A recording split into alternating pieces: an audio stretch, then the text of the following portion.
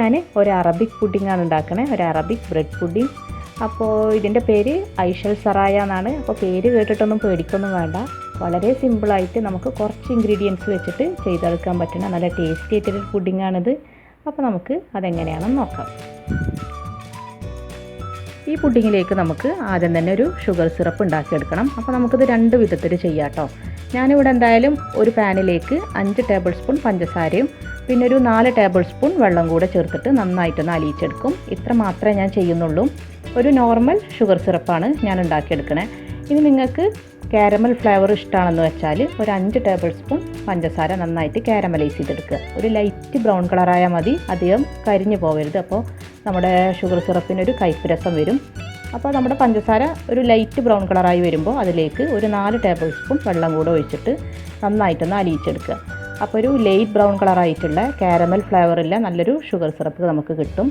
അപ്പോൾ അത് വേണമെങ്കിലും നമുക്കിതിലേക്ക് വേണ്ടിയിട്ട് ഉപയോഗിക്കാം.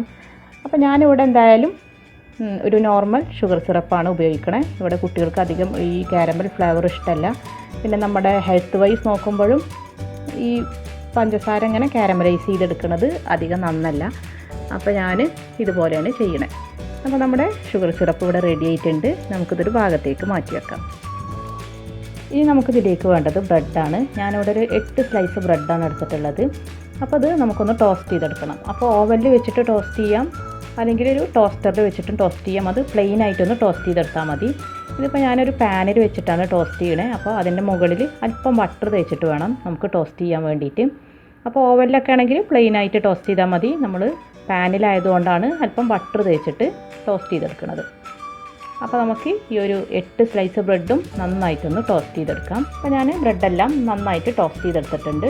ഇനി ഇത് നമുക്കൊന്ന് പൊടിച്ചെടുക്കണം. അപ്പോൾ ഈ ഷുഗർ സിറപ്പ് ചേർത്ത് നമുക്ക് പൊടിച്ചെടുക്കാം, അല്ലെങ്കിൽ പൊടിച്ചെടുത്തതിന് ശേഷം നമുക്ക് ഷുഗർ സിറപ്പ് അതിലേക്ക് ഒഴിച്ചു കൊടുക്കുകയും ചെയ്യാം. അപ്പോൾ നമ്മൾ ഈ ടോസ്റ്റ് ചെയ്ത ബ്രെഡ് ഞാൻ നന്നായിട്ടൊന്ന് പൊടിച്ചെടുത്തിട്ടുണ്ട്.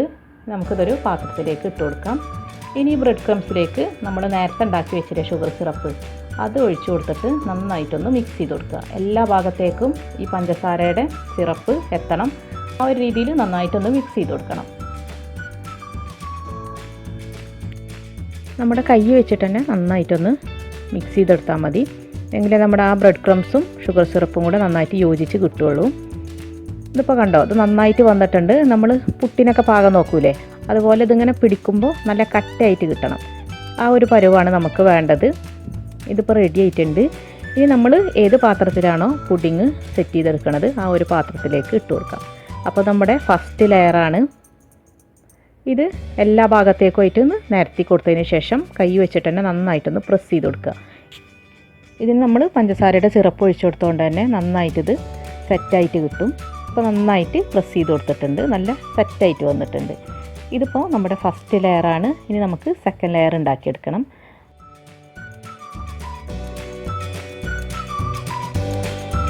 അതിന് വേണ്ടിയിട്ട് ഞാൻ ഷുഗർ സിറപ്പ് ഉണ്ടാക്കിയെടുത്തില്ല, ആ ഒരു പാൻ തന്നെയാണ് ഉപയോഗിക്കണേ.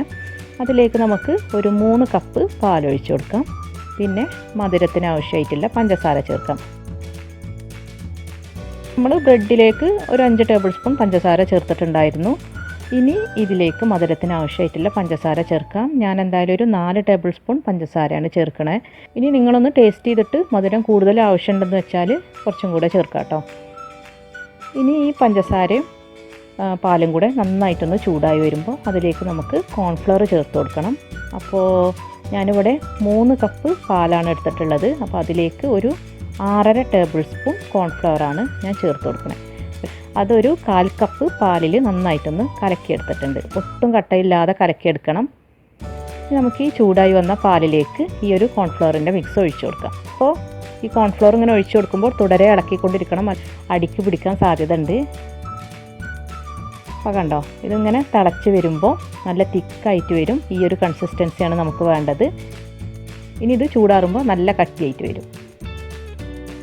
അപ്പോൾ നമ്മുടെ സെക്കൻഡ് ലെയർ ഇവിടെ റെഡി ആയിട്ടുണ്ട്. ഇനി ഞാനിത് വേറൊരു പാത്രത്തിലേക്ക് മാറ്റുകയാണ്. അപ്പോൾ ഈ ഒരു പാത്രത്തിൽ തന്നെ വെച്ചുകൊണ്ടിരുന്നാൽ വീണ്ടും അടിക്ക് പിടിക്കാനുള്ള സാധ്യത ഉണ്ട്. അപ്പോൾ ഞാനത് വേറൊരു പാത്രത്തിലേക്ക് മാറ്റിയിട്ടുണ്ട്. ഇനി അല്പം ഒന്ന് ചൂടാറിയതിന് ശേഷം നമുക്ക് ഇതിലേക്ക് കുറച്ച് ക്രീം ഒഴിച്ചു കൊടുക്കണം. അപ്പോൾ ഞാൻ ടിന്നിൽ കിട്ടുന്ന ഈ ഒരു ടൈപ്പ് ക്രീമാണ് ഉപയോഗിക്കണേ. ഇത് ഏകദേശം ഒരു 1/2 കപ്പോളം ഉണ്ട്. അപ്പോൾ ഈ ഒരു ക്രീം തന്നെ വേണമെന്നില്ല, നമ്മുടെ ഫ്രഷ് ക്രീം ഉണ്ടല്ലോ അത് ഒഴിച്ചെടുത്താലും മതി. അത് ഒരു 1/2 കപ്പ് എടുത്തിട്ട് ഒഴിച്ചു കൊടുക്കാം.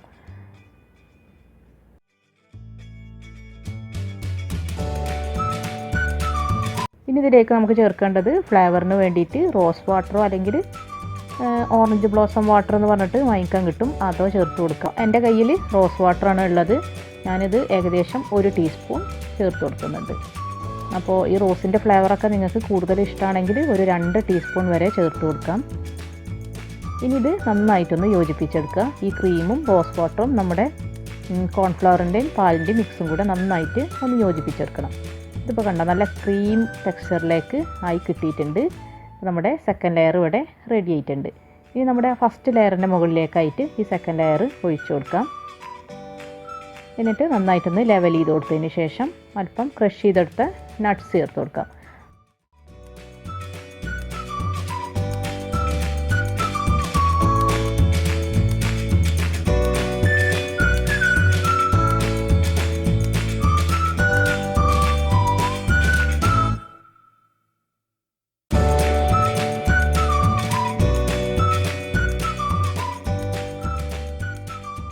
ഇതിൻ്റെ മുകളിലായിട്ട് നമുക്ക് കുറച്ച് നട്ട്സ് ചേർത്ത് കൊടുക്കാം.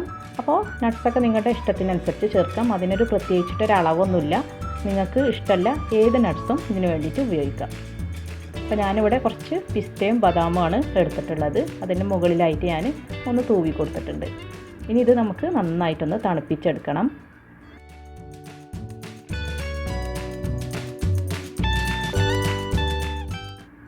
ഇതിപ്പോൾ കണ്ടോ നന്നായിട്ട് തണുത്ത് വന്നിട്ടുണ്ട്.